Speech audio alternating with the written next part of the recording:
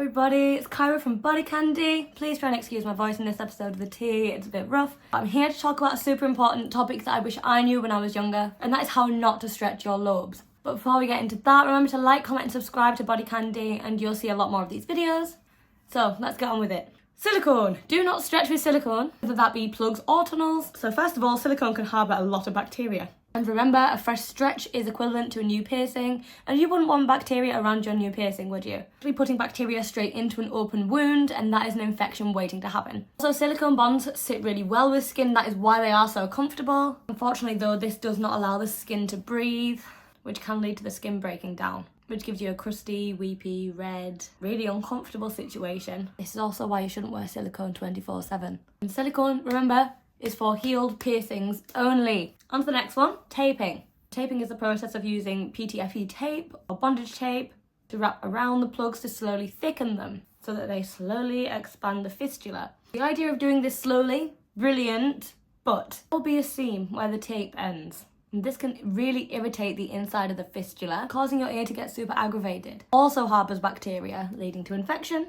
Furthermore, tape can be really porous, so the tape itself can actually harbour a lot of bacteria. Another issue with taping is that it's not as precise as using gauged jewellery. You may accidentally wind up stretching faster than you're supposed to. So obviously, please don't stretch any more than 1 millimetre per stretch. This can result in an unsightly puckered hole that kind of looks like a cat's butt due to microtears.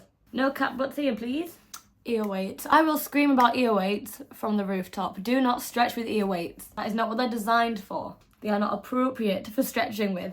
All the weight is on the bottom of the fistula. It leads to an uneven stretch. If you are at a higher gauge or if you have thin lobes, this can lead to lobe breakage. Once it breaks, it requires a doctor to surgically put them back together.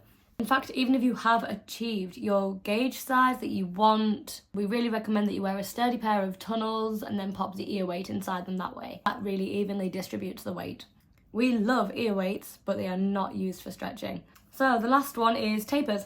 Spiral tapers, straight tapers. Some of them are appropriate for stretching with. They lead to unnecessary trauma of the fistula once again, and can lead to the same micro tears. They can also cause your lobes to stretch faster than necessary with a lot of brute force, and that is just trauma. This will also result in blowouts. It will really delay your stretching journey because you'll have to size down. The worst outcome, of course, will be a broken earlobe. Also, many of these tapers are made of acrylic and they're actually the most easily accessible ones, but these are not good.